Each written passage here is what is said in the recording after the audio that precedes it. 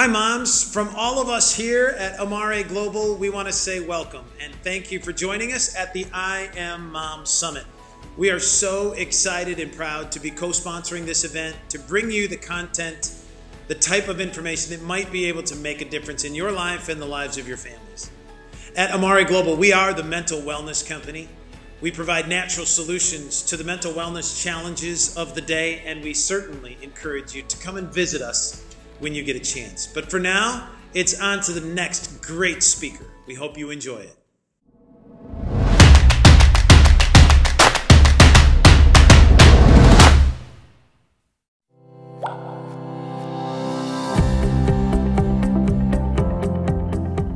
I will never forget the day that I went to go see Harry Potter and the Goblet of Fire. That ages me a little bit, but I went to see Harry Potter and the Goblet of Fire in the movie theater, and it was opening night and I'd been counting down the days and I was so excited. But something had happened earlier that day that made a huge impact on my experience seeing Harry Potter and the Goblet of Fire on the big screen. That day I had gone in to pick up my new glasses. I felt like I hadn't really been seeing very well at night when I was driving, so I went to go get glasses, right? And I decided, hey, why not bring my glasses along and go see this new movie that I'm super excited to see. So Harry Potter starts, and I remember slipping on my glasses and my jaw dropped. It absolutely dropped, because there I was looking at the clouds as the Warner Brother logo comes into view with all that beautiful Harry Potter music. And I remember thinking, wow, the logo is so crisp and the clouds have such amazing definition, and oh my goodness, look at this character and how crisp, and I can see the details on the trees, and you name it. Everything about the movie was elevated for me because I was seeing Harry Potter and the Goblet of Fire the way it was intended to be seen, which was in focus with people with really perfect vision, right? My whole world opened up after I realized what would happen to my eyesight in how I took in the world when I put on my glasses. So that is my goal for you today. My goal is to provide you with those glasses so that when you are out taking photos and picking photos, regardless if it's with your smartphone or if you've got a fancy camera, these pro secrets are going to make a difference for you.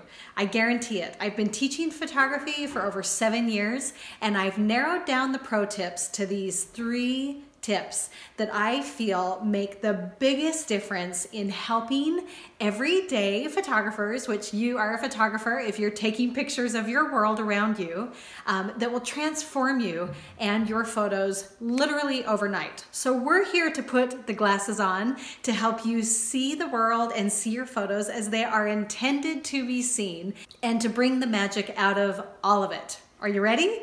Okay, let's get started. So I'm Sarah Allred. I'm the owner of the Photographer's Element, and photography is my jam. So let's break these pro tips down into 3 specific tips. Okay, the first one is probably the most important. That's why I'm going to put it right at the beginning and help drive it home for the rest of your experience here at this summit.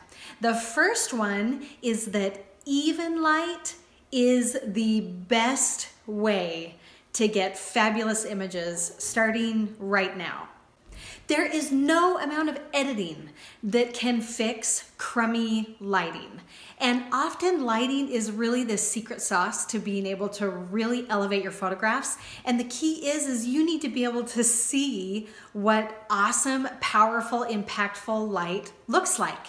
That's what we've got to dive into. We've got to put the glasses on and help you see quality light around you, okay? So I'm going to take you on a little field trip and show you exactly what quality light looks like versus like, ooh, that's kind of iffy, everyday snapshot looking light, okay? So come on a little tour with me.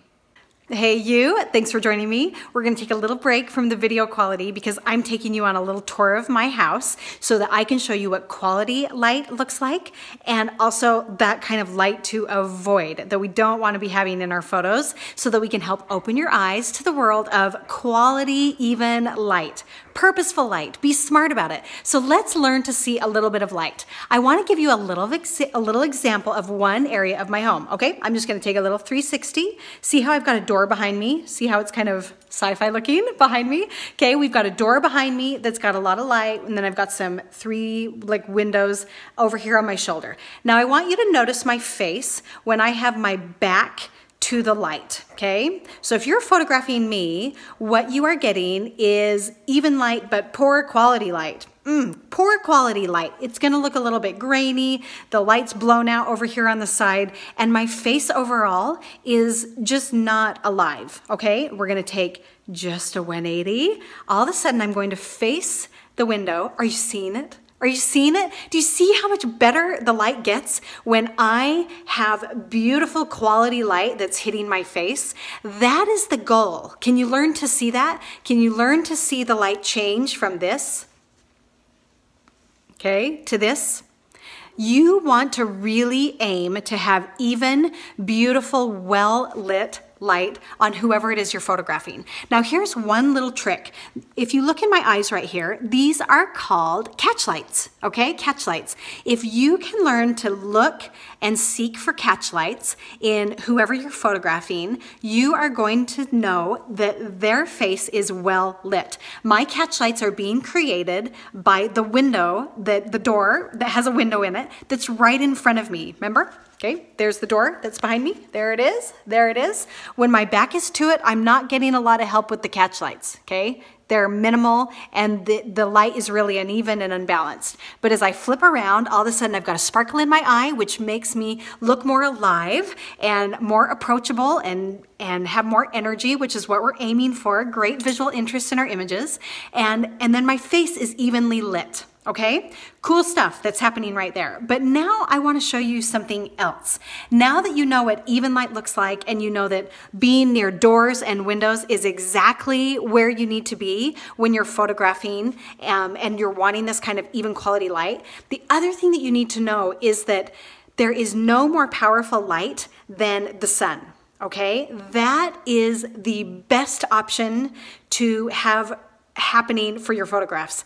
Don't ever underestimate the power of the sun, okay? Your iPhone images will look so much better. Your fancy camera images will look so much better if the light source is a natural light source called the sun, okay? The other thing to recognize is the opposite of that. If you are trying to light your photographs using just the overhead lights, the gross ones that I have turned off because I'm videoing and I want quality light, those kinds of lights do 2 things. One, they put yellow hues into images. That's yucky, so turn them off when you're photographing. And second is they will create bags underneath the eyes, and none of us need any more of that today. So keep those lights off. If you've got windows, if your playroom has windows, if your kitchen has windows, keep those curtains open all day, because that's where the most powerful light is going to happen, is with the sun coming in through the windows. Now, obviously, if you're playing outside, that is equally awesome. That is equally awesome and way, way better. So probably not equally awesome. It's way better to be outside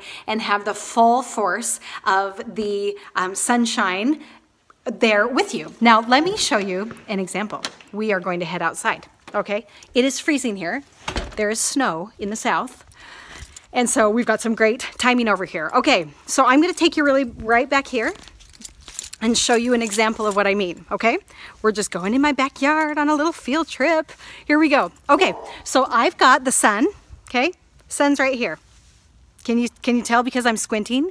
What that means is the sun is in my eyes, and look, it's really even and beautiful, except for what?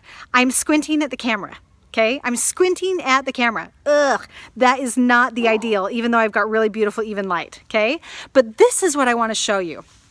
With my back to the sunlight, look how much prettier that looks, okay? You can still see the catch lights in my eyes that are happening, and my hair is evenly lit, and we've got a good amount of energy there. And that is where you want to be able to see the even light. This is even light. This is also even light, but I can't even look at the camera because of how bright it is. So that's how we're making those decisions and being really, really super smart about the light that we use, okay? So just remember, my little motto for when we talk about light is what you see is what you get. If you are seeing overblown, yucky light, that's what you're gonna get when your camera photographs. If you are seeing if you're seeing patchy light, that's what you're gonna get. Now let me show you a final example inside of what powerful light does and does not look like. Good old snow in the south, people. Here we go. Thanks for coming on a little tour with me. I want this to feel as real as possible. Okay, so I'm back inside. Here's that window behind me that we talked about earlier. Now we're gonna talk about uneven light or side light. Okay, I want you to look at my face right here. This is even light, but it looks crummy, it looks dark, and I've got weird shadows here. This is great, even light. We've got great energy here, and my eyes are well lit, but what happens in the middle? I want you to just watch my face, and I want you to watch the shadows, okay? Are you watching the shadows creep in? Okay, this is what we would call side light. Okay, this is what we call side light because the light's coming in from the side. And 9 times out of 10, side light is the hardest kind of light to master because it can be super harsh. So I want you to look here. Do you see how extreme this is? I mean, it's very Jekyll and Hyde. Okay, we've got really, really bright sun here, and then we've got really, really dark here. It tends to be a very emotional kind of light. So if you're photographing something that has a more somber mood to it, or if you're wanting to communicate something that's a little bit more still, they look beautiful in black and white. Side light can be really, really beautiful, but it's hard to tame, and here's why. See how I'm talking right here? Are you seeing this right here on the side of my face? Trying not to be cheesy, but here it is. This is what we call a hot spot. And this is what I want you to bring home with you. Hot spots are a no-no, okay? Hot spots are a no-no. So if you're photographing and you're starting to see little pockets of light appear on the cheeks and on the sides and often sometimes on the nose, that is not the goal of side light. So you want to be very purposeful and either keep it very black and white or you want to commit to this kind of light. Okay, when we go into side light, are you seeing the patches? These are hot spots. These are hot spots. So you want to keep turning it, turning it, turning it until it's very, very even as far as light and dark, that kind of a feel, okay? So that is a very extreme way to look at light, but we're here to teach you how to see like I saw Harry Potter and the Goblet of Fire, right? I want you to be able to see those hot spots that are appearing on your face when you're taking selfies, or when you're photographing in your playroom, you're gonna start noticing patterns of what areas are great areas to photograph in because of the light, and what areas have really crummy, yucky light. And that's how I decide where I sit in my playroom when we photograph, or where I sit when I photograph my kids reading books. And our other pro tips, number 2 and number 3, will give you additional tools to make sure you maximize capturing your life the way that it was intended to be captured. So that is what quality light is all about. Can you learn to see even light, alive eyes, and can you tame side light? Are you starting to recognize what hot spots look like, how they're not flattering?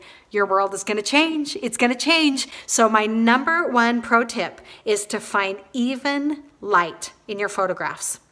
Number 1. That is the number 1 pro tip, and it will change your photography more than anything. And I promise you, as you start to simply look and open your eyes and see what light is doing in front of you, your photographs are going to get better and better and better, and seeing the light is going to be easier and easier and easier. You can do this. Pro tip number 1, even light, quality light. You can do it.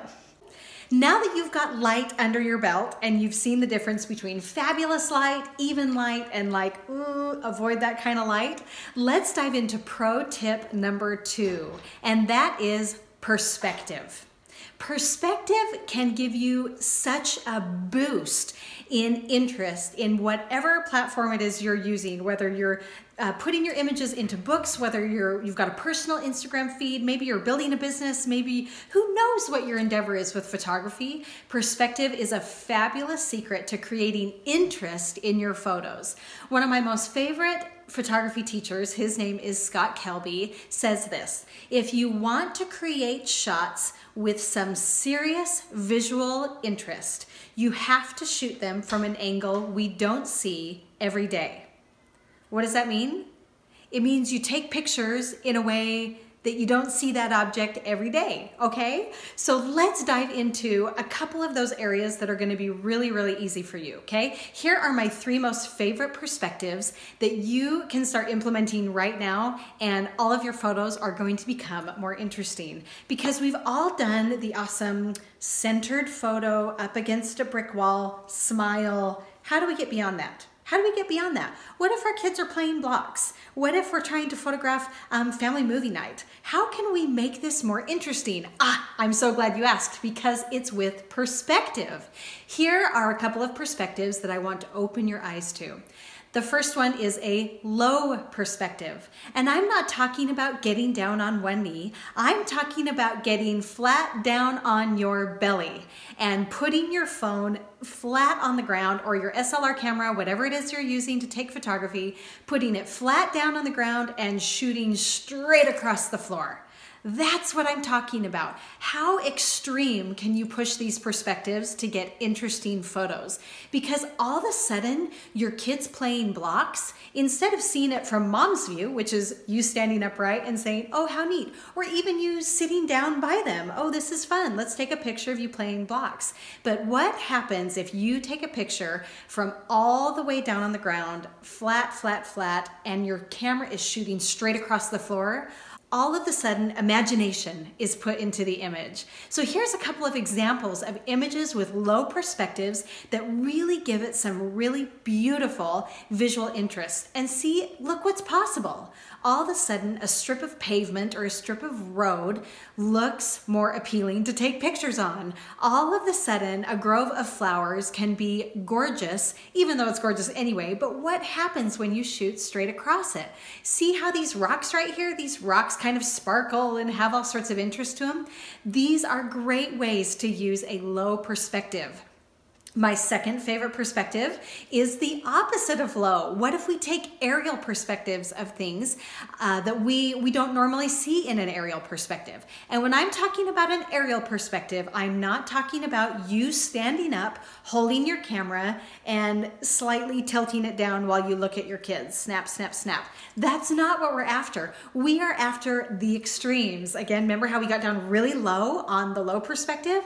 Let's get super, super high and start taking very, very aerial, like bird's eye view types of photos. Your interest in your photos is going to go through the roof. So all of a sudden, those kids playing blocks, you're not getting a picture of mom taking it like this. You're getting a picture of mom taking it like this, a bird's eye view. And then you get the darling details in their little hair, and you get the interest of the blocks on the floor. And it's really, really great. One of the bonuses of the aerial perspective is if you feel like where you're taking pictures is really kind of distracting, like there's a ton of stuff, you've got toys everywhere and you got books everywhere and the windows are open and like all sorts of crazy things are going on.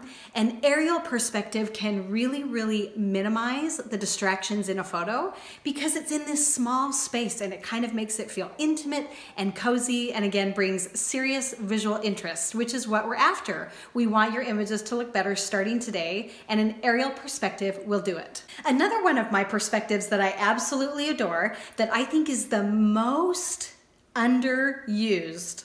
That's probably not the best way to say it. The least used perspective out of these 3 is what I like to call a sweeping perspective.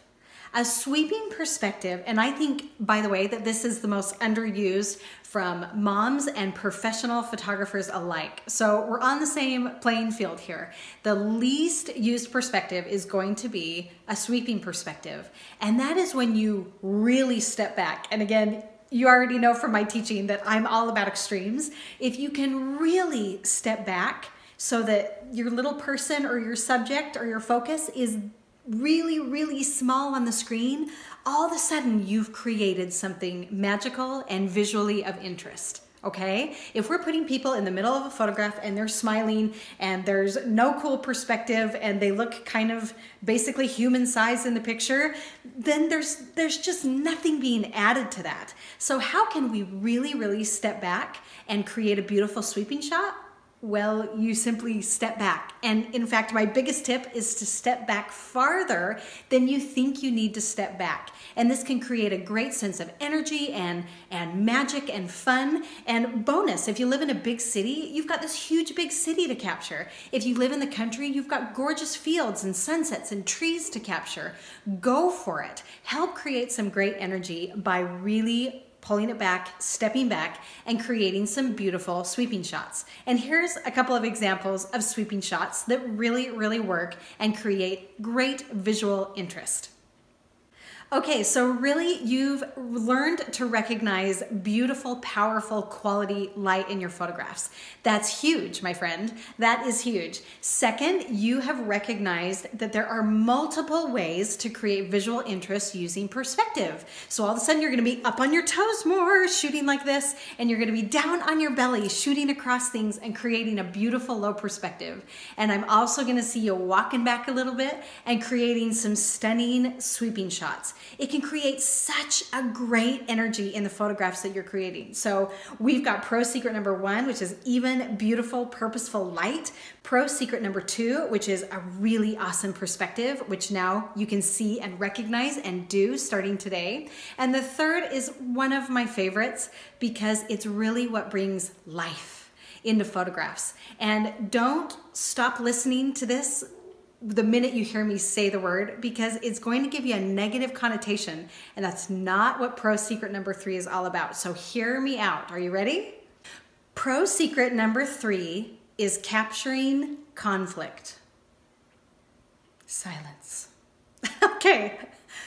You may be thinking, oh, Sarah, that's going to be super easy for me to capture conflict because it's happening in my life all the time. So that's not exactly what I'm talking about here, okay? I'm talking about the word conflict in an artsy way, or conflict even in a literary meaning, okay? So as we talk about the word conflict in literary terms, what it really means is the peak of, or an impactful kind of moment where something is happening and there's energy that you can sense from an event or words or actions or whatever it may be. That is a moment of conflict. Conflict can be a positive thing if it's a positive moment and a positive energy, which is why I wanted you to not turn this off, because conflict can be a positive thing as far as art is concerned. Now, it can also mean a negative thing. It can be yelling, it can be screaming, it can be crying, it can be sad. It can have a lot of emotions going in.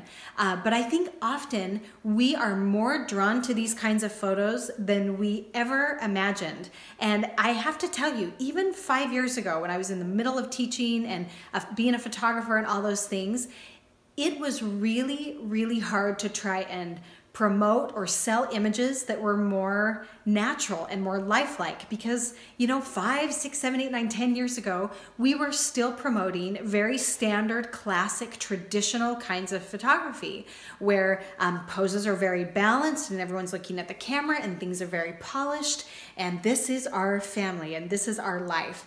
And the world in all the great ways has blown that out of the water, and I think we are now in a really awesome time in photography where people recognize that they are drawn to images that have life and meaning and naturalness and, dare I say, imperfections, right? Doesn't that just welcome, like, I want to go photograph? If imperfections are okay, I am on board. So let's talk about conflict, what it looks like, and how you can promote conflict. Remember, we're not talking about just fighting.